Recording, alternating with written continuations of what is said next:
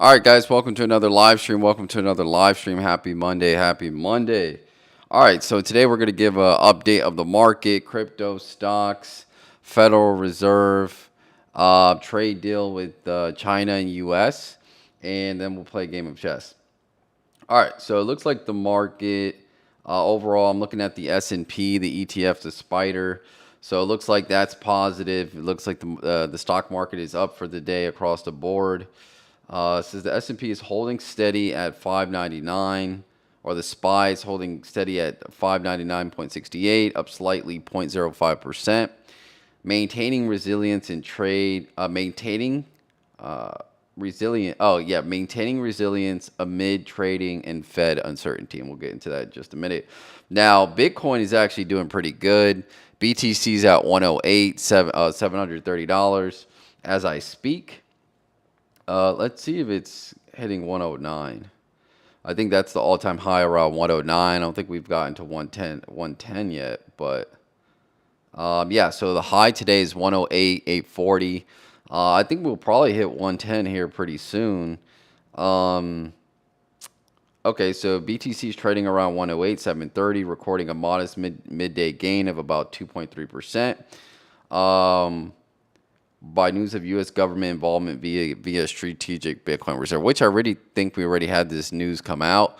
I think there's just more talks of it and probably getting closer to the U.S. establishing some type of strategic BTC reserve. Okay. Federal Reserve highlights. One, rates to stay unchanged. This is the Fed hailed the federal funds rate steady. And so it looks like this is old news. I think in the next month or two, we'll probably get the first rate cut. We do have CPI data coming out Wednesday. So if we see that inflation is going down, then that may be a cause to cut rates here sooner. So you have to see how the CPI reading comes out Wednesday. I believe it comes out, and I think that's going to give the Fed some ammunition to say, okay, let's go ahead and cut rates. Because right now the Fed is being forced, well, not forced, but it's being pressured to cut rates sometime soon. Okay. Inflation expectations easing. New York Fed survey 1 year ahead of expectations fell to 3.2%, down from 3.6%. Long-term projections also ease. Governance shakeup. DOJ Inspector General Michael Horowitz will oversee the Fed and CFPB starting June 30th. Yeah, I was reading something about that. I think he's going to oversee the Fed, but I don't think he's like in the position of like federal Jerome Powell, where he's like making the decisions to cut rates or not. I think he's just overseeing and making sure that they follow the rules. Okay, a move adding oversight intensity and political pressure. Yep. Cautious tone on inflation. Fed Governor Adriana Colger and St. Louis Fed's Muslim, I don't know if I'm saying that right, voiced concerns suggesting that tariffs might sustain inflation. Muslim put odds of persistent inflation at 50%. All right, so that's it for inflation. So currently, there's still no talks of the Fed decreasing interest rates. Most likely we'll get that in July or August, or maybe even later on in the year. But right now, as of right now, no rate cut in the cards. U.S. trade talks. London negotiations underway. Top U.S. and Chinese officials meet June 9th, 10th in London. Yeah, so I heard about this. So it looks like China and the U.S. are going to meet in London the 9th and the 10th to potentially come to some type of deal. Now, if we get this deal, this is going to be perfect, in my opinion, for both the stock market and the crypto market. Remember, I think they were supposed to meet up. Hey, what's up, Mauricio? They're supposed to meet up in August, but I'm not sure if they sped that up. And that's actually pretty good news, because if they're speeding it up, that means most likely they've been having discussions over phone and things like that to come to some type of deal, right? Okay. So it says rare earth supply agreement following a Trump phone call on June 6th. China has resumed rare earth exports and issued temporary license to U.S. automakers. The U.S. is considering easing chip export curbs in return. Spam call. All right. So yeah, that's pretty much it for that. So it looks like they're going to meet up in London the 9th and the 10th. Hopefully they get some type of deal, and hopefully we come to some type of agreement, because it's going to be really good for the markets, crypto market, stock market. Overall, people just want a deal, because we definitely can't deal with these tariffs. They're going to be 100, 125% or whatever they're at. I know they went up and down. Okay, let's start a game. I'm close to 1300. I'm at 1282. The reason being is because I got some points back. Because again, some people were cheating. I always recommend, if you suspect the person that you're playing against is cheating, just report them, and within a month or probably within a few weeks, you'll get your points back, right? If they were cheating. All right, let's start this game, and I think I'm just gonna do one.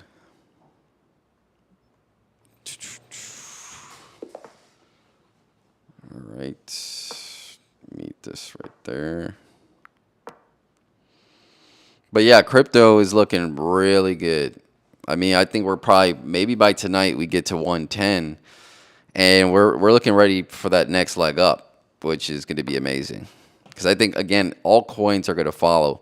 This has honestly been the longest time since altcoins haven't boomed, like somewhat shortly after after BTC hits its all-time highs, which for us was like 109, but really after the last all-time high of, I think it was like, what, 70,000 or 71 or 72, something like that. So yeah, I think we're going to see some real good price action here for altcoins here pretty soon. How would you know if somebody's cheating? Yeah, so you don't, right? You only could suspect that they're cheating. The way I know is, I mean, you'll see, like, once you get more reps in and things like that, you'll just see that the players just making crazy moves that you would never see. And you can only really know that once you play a lot of games. You'd be like, wow, that was a really good move, especially for, if you're getting checkmated within like 15 to 20 moves, that's kind of suspicious. Unless you're just making clear blunders, right? If you're making clear blunders, then maybe the person's not cheating. Maybe you just suck. But and a good way to check is analyze your games. Now I have the subscription, so I'm able to analyze my games and see the accuracy. Right? If they're scoring like 90 plus accuracy for the last 3-4 games, that's suspicious. Or I mean, they could like score 90% in a game or 95. It's not likely, but it can happen, right? So it's not automatic. Oh, they're cheating because they scored 90%. And I was supposed to do this. Okay, I could do it like this. I think it should be okay. Yeah, it should be okay. But yeah, so review the games and see how well they played, right? See what their accuracy was. And for me, oh, they resigned.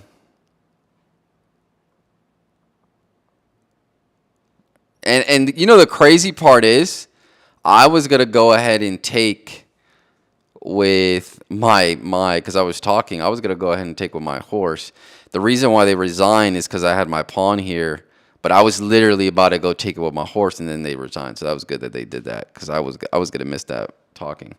But yeah, so the way you know that somebody's cheating, again, you don't know automatically. It's you're just gonna take some time to see. But I would check the percentage.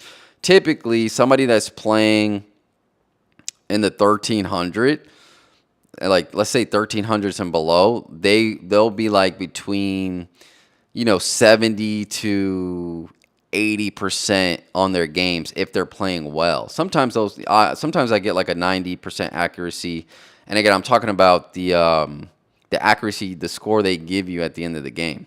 So yeah, that too, and then check their past games too, right? And then also if they're coming out with a crazy opening and somehow is able to recover that and put all their pieces together, that's another indication that they're cheating.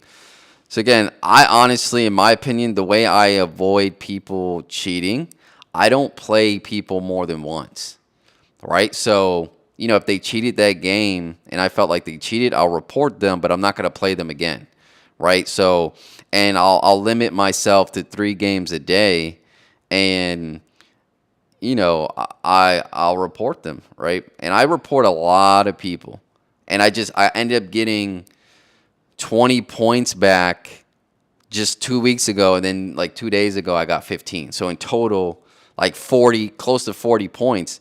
That's about 4 or 5 games, right? That somebody was cheating. So it just goes to show you that people cheat a lot in chess, especially online. It's just so easy. I'm not sure why people do it, because it doesn't really help your score. So it doesn't make any sense. Like, of course you're gonna win. You have the a chess engine, right? Doesn't make any sense. All right. I don't know if I want to play another game because I'm already at 1290. All right, I'll play another game, but I'll play a 3 minute, so it doesn't affect my rapid score. I'll play a blitz. So let's do a blitz. But yeah, I'll just report everybody. To be honest, I'm reporting everybody. I mean, it doesn't hurt you, right? It's basically, I mean, it doesn't hurt them, I should say. It doesn't hurt them because if they're not cheating, they're not cheating. If they are, then, they're good. But I think you get your points back, because it sucks that you're trying to build up and get this, build up your chess score, and somebody's cheating, so you don't really know where you're at. Those are the kind of things I do to mitigate the risk. All right, I'll do this, and this will be my last game. All right.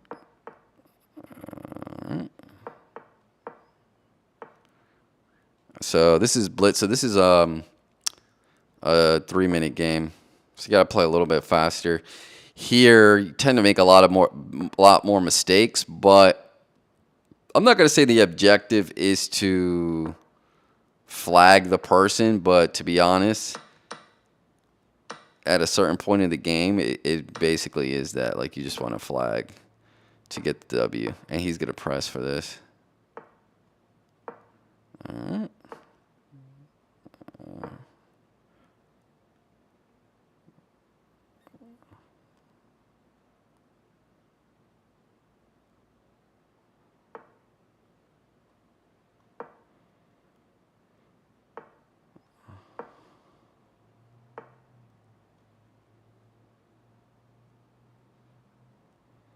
I wonder. That was a terrible move.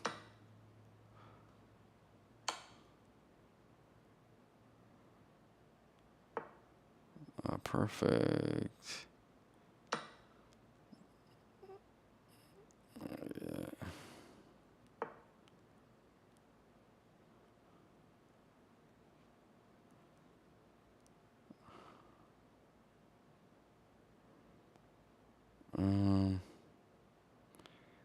Yeah, I'm playing this.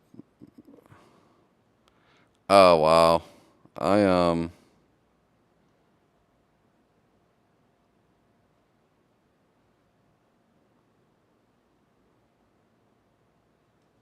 yeah, I'm gonna lose.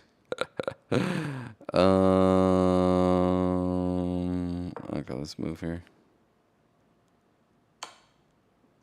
Yeah.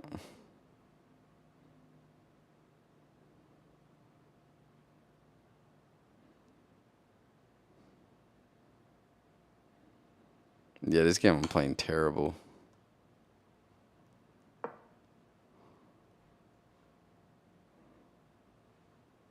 Super terrible.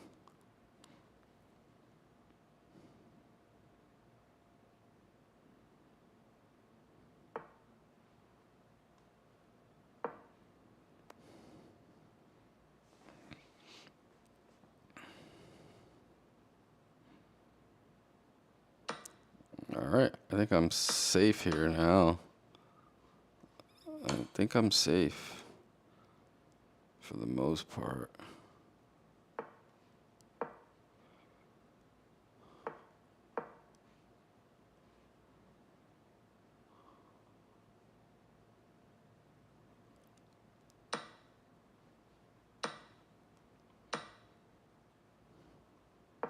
Darn it.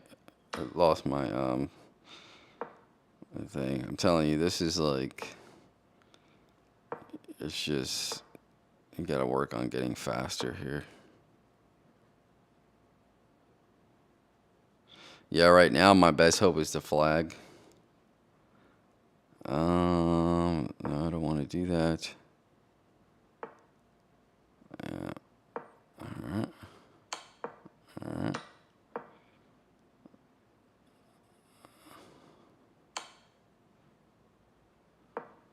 Uh-oh.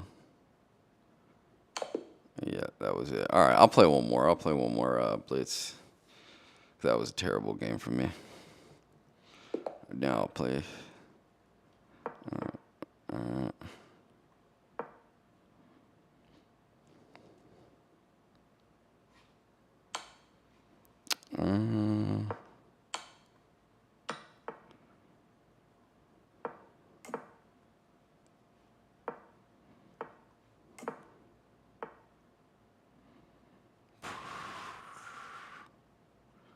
Go here. Oh, I should be fine.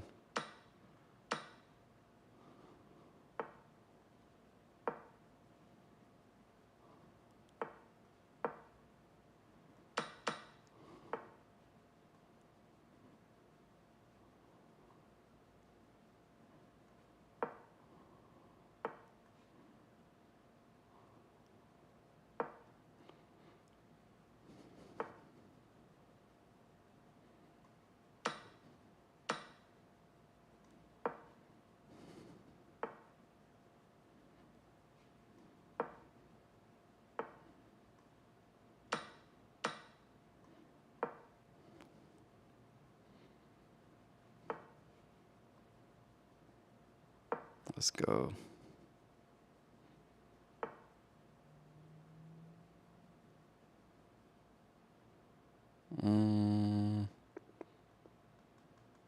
Should be okay.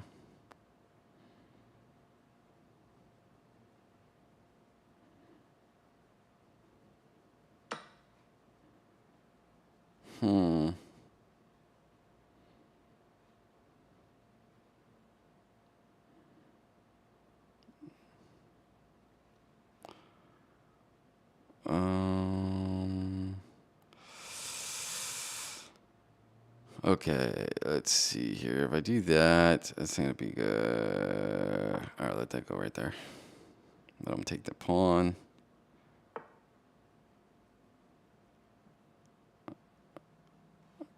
All right.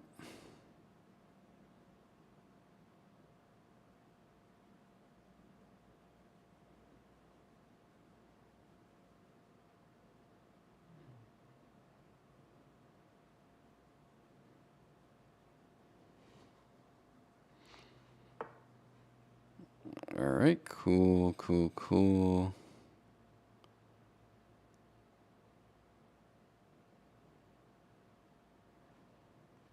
Move this over.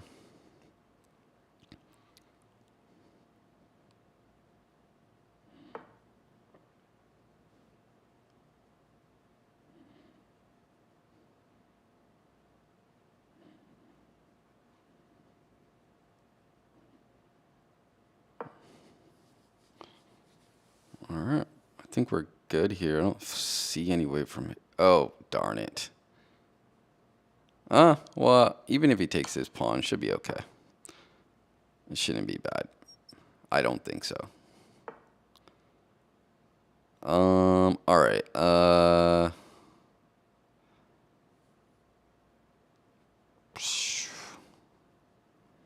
I'm wondering, is there any way to,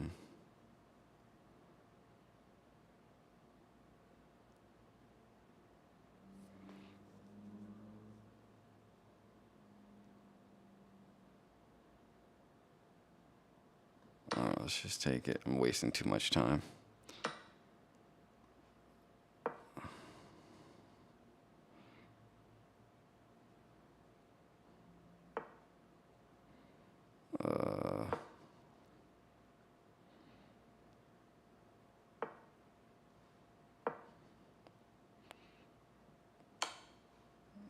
All right.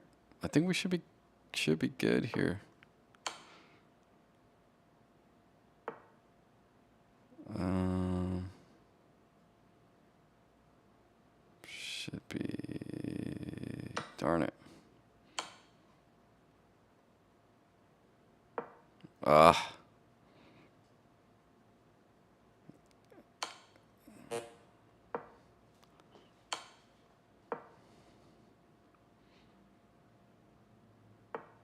Checkmate. Right? Oh no. Darn it. I think this might be checkmate.